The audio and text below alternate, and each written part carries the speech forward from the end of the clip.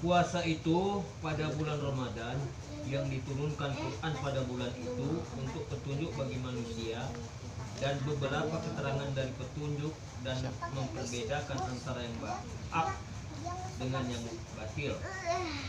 Barang siapa yang hadir di antara kamu di bulan Ramadan, Artinya hadir di bulan Ramadan itu ikut berpuasa. Berarti hadirnya. hendaklah dia berpuasa. Ya. Barang siapa yang sakit atau dalam perjalanan, maka berpuasalah pada hari yang lain. Allah menghendaki kemudahan kepadamu dan tiada menghendaki kesukaran. Iya.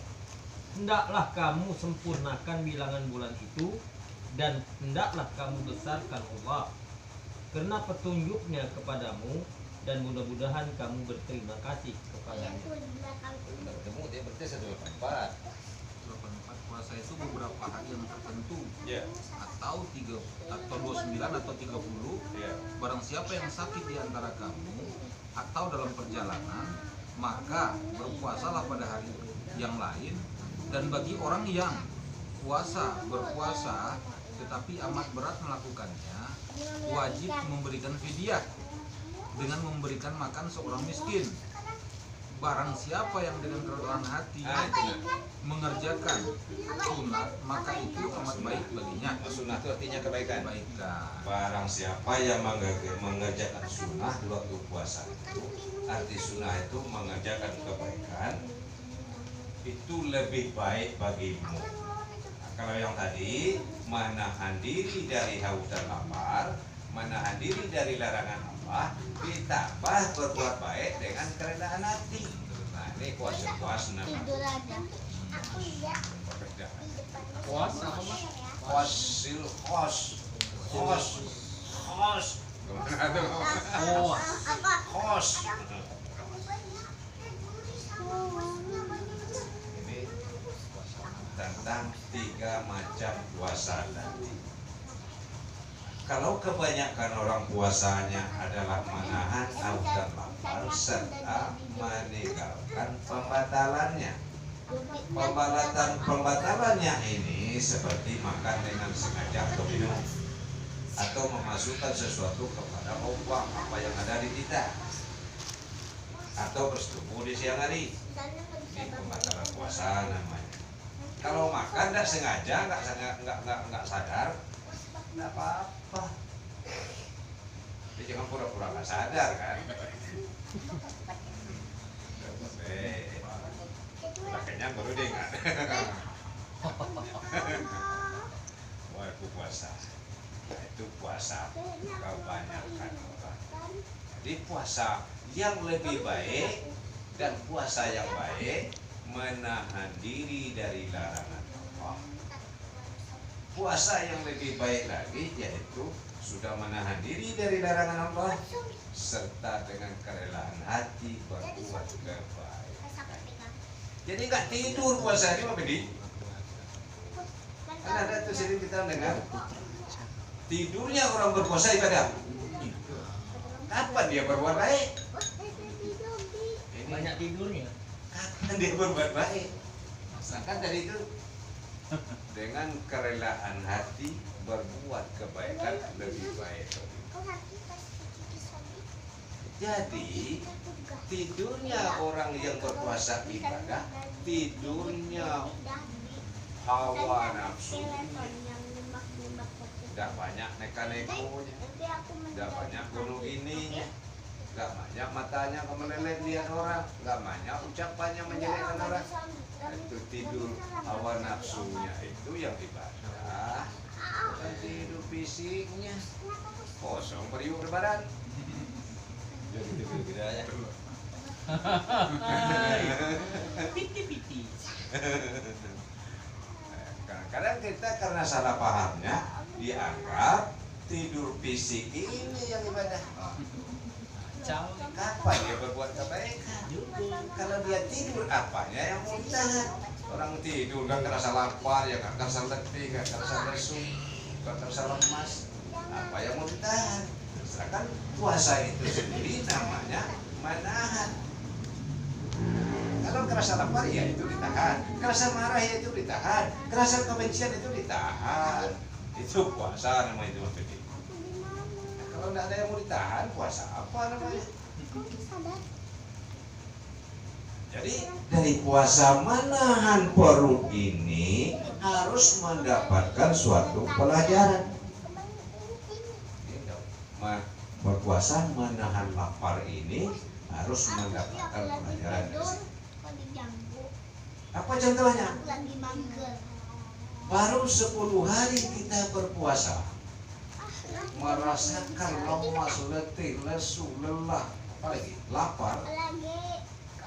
Teringat kepada orang yang makannya selalu kekurangan setiap hari. Teringat kepada itu. Tumbuh solidnya, solidaritasnya, ingin berbagi. Itu yang diharapkan oleh Allah. Yang ingin berbagi ini, Pak, bukan cuma mikirkan diri sendiri. Puasa ini bukan ingin berbagi. Tumbuh solidaritas kita. Ingat orang-orang yang selalu kekurangan tiap hari.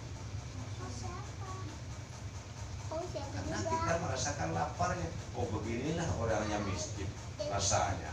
Dia berbulan-bulan, kita baru 10 hari. Tumbuh rasa solidaritas itu, tumbuh kasih sayang, ingin berbagi, itulah yang disebut sahrul rahmah. Nah, ini lagi. Turunnya rahmat, turunnya penyayang ke kita supaya dipakai. Jangan dulu Allah sayang kepada kita dipikir, jangan dulu telat kecepatan. Kita dulu kasih sayang kepada makhluk Allah, baru Allah nyayangi kita. Tunggu letak duduknya.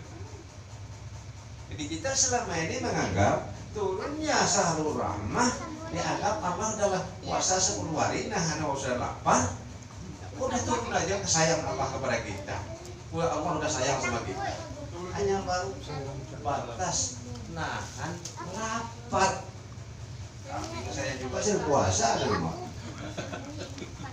Ya datang terus makannya. Puasa. Kalau ada dikasih makan tiap hari. Jadi dari merasakan lelah, letih, lesu, lemas, tumbuh kasih sayang kepada orang yang selalu menderita, itu namanya turunnya kasih sayang atau sahrul rahmah.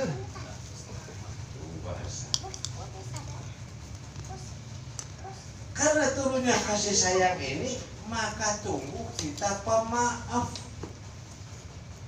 Karena ada kasihan, hibah melihat orang, itu namanya lagi turun sahrul maghfirah. Maksudnya turun pemaaf.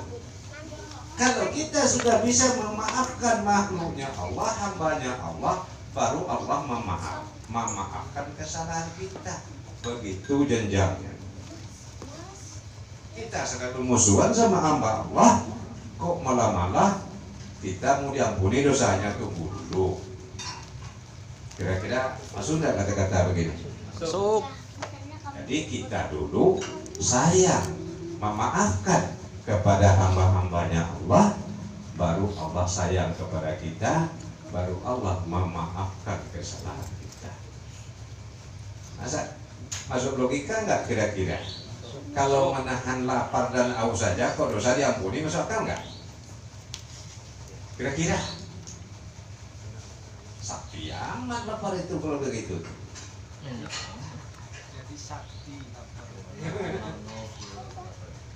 Jadi maksudnya menahan lapar itu sebagai guru. Bagaimana rasanya laparnya, perut itu nempel depan dan belakang kulitnya, selalu melilit, mengikat di dalamnya perih segala macam. Begitulah kita menahan larangan Allah kalau belum sampai waktunya.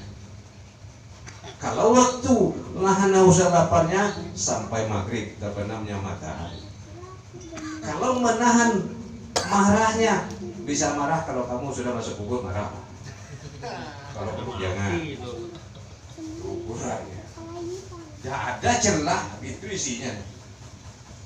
Kecuali ya, marahlah kepada dirinya sendiri, jangan kepada orang. Udah begini, Mak Pendi udah mau 40, kamu nih Mak Pendi, kapan juga kamu mau sadar Mak Pendi? Marahlah ke dirinya sendiri. Jangan ke saya.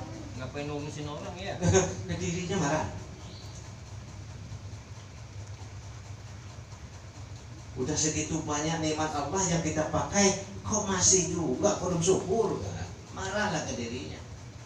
Jangan sama orang marah itu. Boleh jengkel-jengkellah kepada dirinya. Karena barang itu larangan Allah tadi tidak bisa dibuang, hanya dialihkan posisinya, dialihkan arahnya.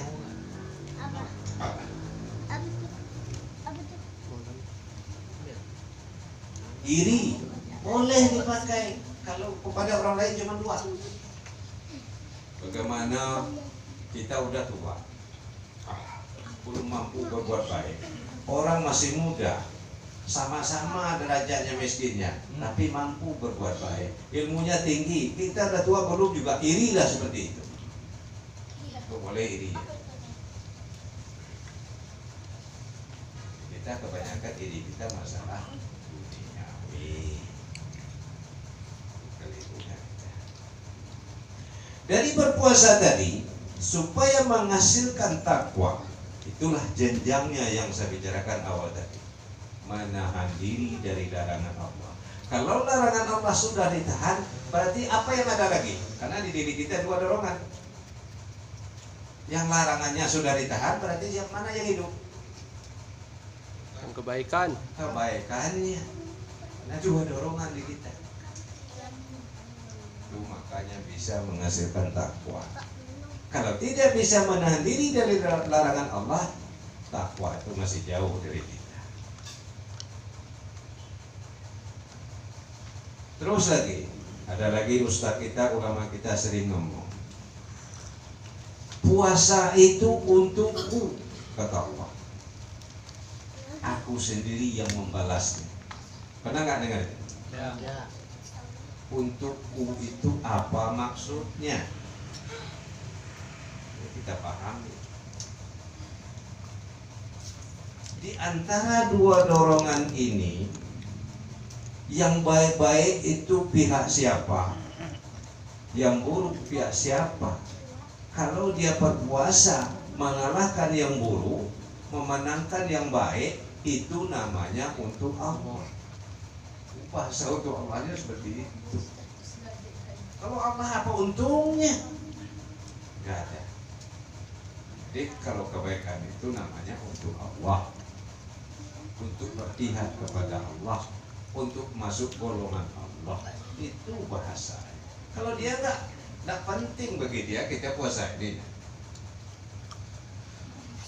Dan hasilnya pun juga kita selamat, untuk kita juga ujungnya. Kita damai, kita selamat dunia akhirat. Jadi di berpuasa begini, kalau tidak diarahkan kepada puasa yang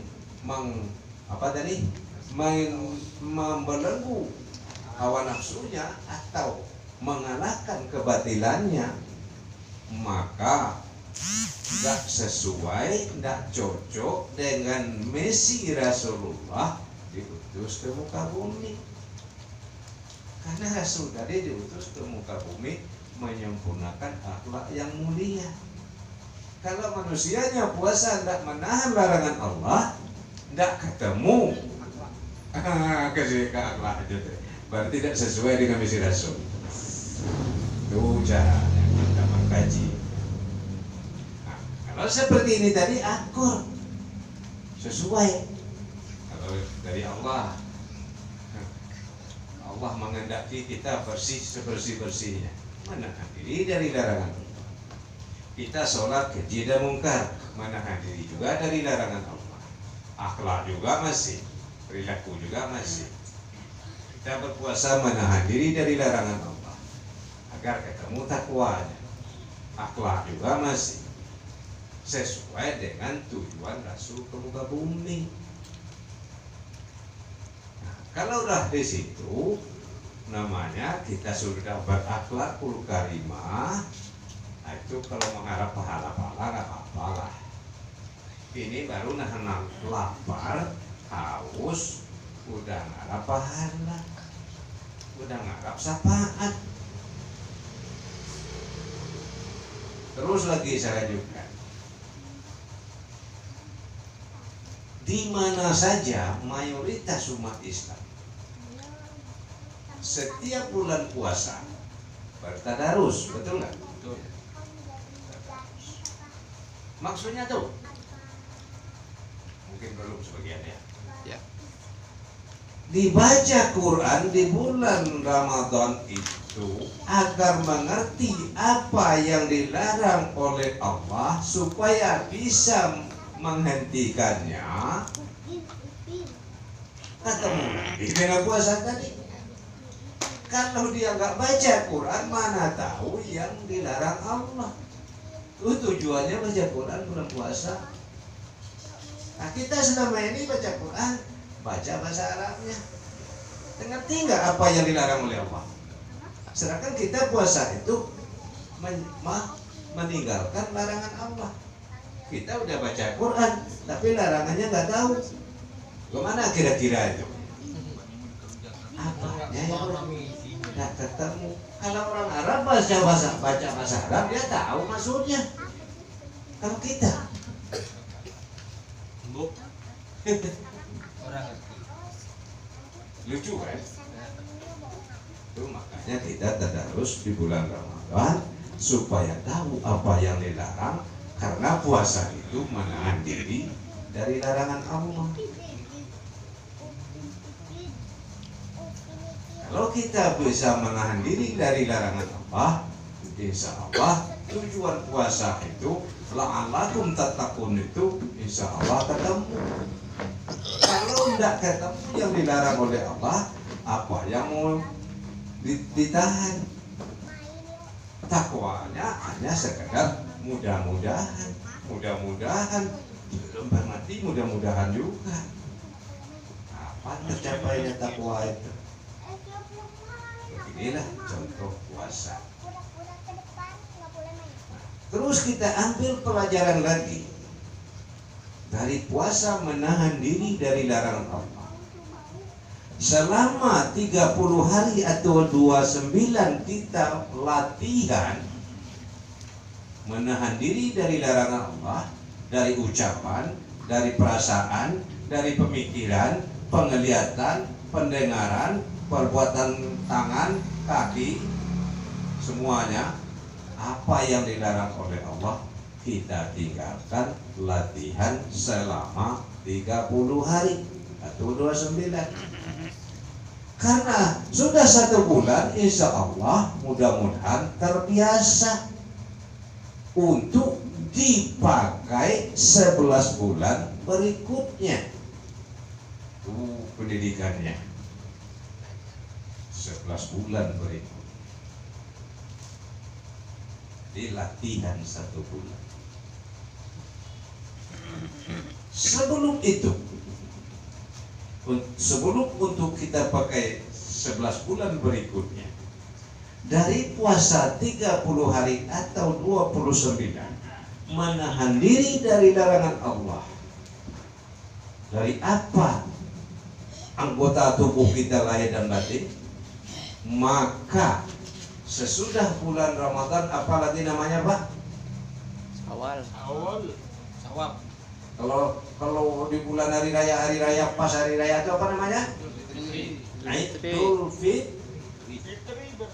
Bahasanya kembali kepada kesucian. Kalau kita puasa tidak menahan diri dari larangan Allah, berarti sucinya tidak ketemu. Ya, masuk ini. Ya. Jadi namanya dari di bulan Syawal, 1 Syawal itu mulai kita kembali kepada kesucian. kalau kita bisa menahan diri dari larangan Allah. Di hari fitri itu yang disebut hari kemenangan. Yang hari raya itu artinya merayakan hari kemenangan karena kita mampu menahan diri dari larangan Allah.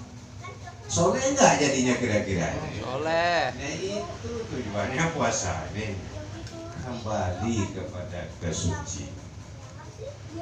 Jadi seolah-olah kita berperang membelenggu hawa nafsu, mengalahkan setan iblis jinnya kita, agar kita bersih diri dari larangan Allah.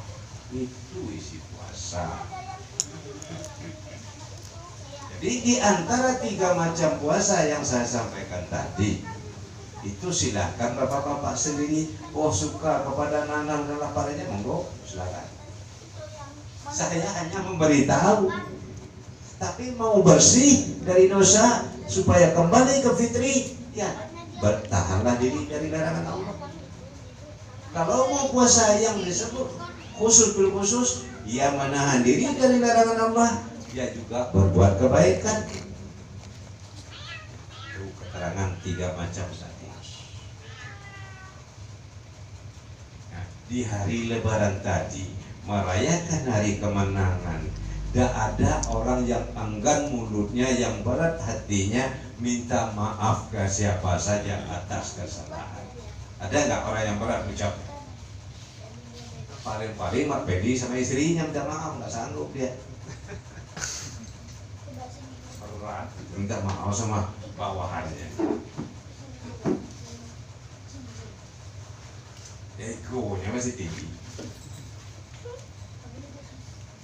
Jadi semua orang pada hari Lebaran itu, apakah 3 hari, apakah seminggu, tidak ada yang mengaku benar, hanya semuanya mengaku kesalahannya masing-masing. Momen seperti itu bisa nggak kita pakai di hari berikutnya? Tidak ada yang merasa benar, hanya merasa bersalah kalau ada. Terkait dengan istrinya, aku yang salah deh, Bu. Bukan ibu yang salah, aku. Kata ibunya, bukan sampean yang salah Pak, aku yang salah, kata ibunya. Kira-kira apa yang terjadi? Damai. Tapi kalau aku benar, kamu yang salah dek, aku yang benar. Bukan bapak yang salah, aku yang benar, kata ibunya. Apa akhirnya yang terjadi? Bentrok. Maka momen seperti itu ambillah pelajaran bagi kita.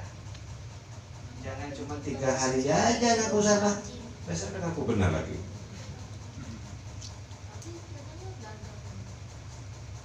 Inilah pelajaran bagi kita tentang puasa. Akhirnya kita bisa jadi orang soleh dan soleha kalau kita andi menahan diri dari larangan Allah. Nah untuk itu saya mau bertanya sama Dair, bagaimana puasa Dair waktu dulu jalan? Yang ditahan cuma perut doang, sama ngerokok. Yang marahnya masih gak beda dengan si Dedi udah gitu. Ada kawan. Nah, ini besok ini kita roba belenggulah hawa nafsu. Maka dikatakan oleh ustaz-ustaz kita pada umumnya, di bulan puasa itu jin setan itu dibelenggu. Tapi yang tidak diberitahu, yang membelenggunya itu siapa? Ini yang nggak diberitahu. Ya gitu. Ya. Padahal yang membelenggu itu ya kita sendiri, bukan Allah yang membelenggu, bukan kita. Dibalik ini guru. Ini sampean yang dibelenggu. Nah iya betul. Nah, iya. Itu dia aja. Itu makanya turun ayatnya memerdekakan Sampai saya perbudakan. dari perbudakan. Kira-kira masalah puasa ini bisa nggak paham ini tadi? Bisa. Jadi bukan asal puasa, yang asal puasa itu tadi itu asalan namanya, itu asal puasa namanya. Masa ikut-ikutan Am tadi orang banyak, kebanyakan orang asalan itu namanya. Kalau menurut Imam jagung asalan itu harganya mahal apa murah? Murah. Murah. Kalau ke kualitas? Rendah. Kalau kualitas, yang kualitas. Bagus. Itulah khusus tadi kualitas sama itu. Itu bernilai dia nih. Ini asalan mana basah, mana banyak sampah lagi. Kompas kempes pula. Campur aduk. Murah harganya.